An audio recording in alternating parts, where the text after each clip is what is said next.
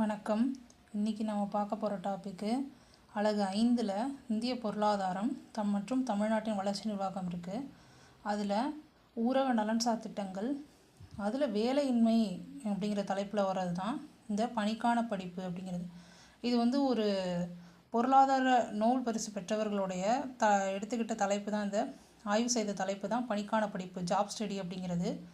அந்த ஆய்வு செய்தவர்கள் யார் யார் அப்படின்னா, பீட்டர் டைமண்ட், டேல் மார்டின்கன், கிறிஸ்டோபர் ஃபிஷாரிட்ஸ் அப்படிங்கிறவங்க 3 பேருமே பொருளாதாரத்திற்கான ஒரு நோபல் பரிசை பகிர்ந்துக்கிட்டவங்க. இவங்களோட கோட்பாடு அல்லது முறை என்ன அப்படின்னு பார்த்தோம்னா டிஎம்பி. அந்த டிஎம்பி அப்படிங்கிறது அந்த டைமண்டில் இருக்க டி, மார்டின்கனில் இருக்க எம், ஃபிஷாரிட்ஸில் இருக்க பி, அவங்க பேரில் இருக்கக்கூடிய எழுத்துக்கள் தான் டிஎம்பி.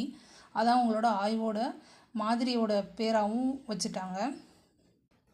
2010 இவங்க 3 பேருக்கும் பொருளாதாரத்துக்கான நோபல் பரிசு கிடைச்சிது. எதுக்காக அப்படின்னா, ஒரு பொருளாதார கொள்கையோ ஒழுங்குமுறையோ வடிவமைக்கிறாங்க அப்படின்னா, அது எப்படி வேலையின்மை, வேலைக்கான காலியிடங்கள், அவங்களுக்கு கொடுக்கக்கூடிய ஊதியம், இது எல்லாத்தையும் பாதிக்குது.